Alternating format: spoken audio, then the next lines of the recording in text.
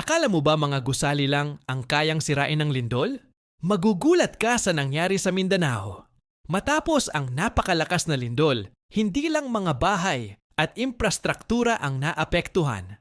Sa ilang lugar, mismong mga bundok at malalawak na lupain ang nagkaroon ng malalaking bitak at pagguho. May mga larawan at video na nagpapakita ng mga bahagi ng lupa na tila napunit habang ang ibang dalisdis ng bundok ay gumuho dahil sa matinding pagyanig. Ayon sa mga eksperto, kapag napakalakas ng lindol, kayang galawin nito ang buong landscape ng isang lugar. Maaaring umangat, lumubog o mabitak ang lupa sa loob lamang ng ilang segundo.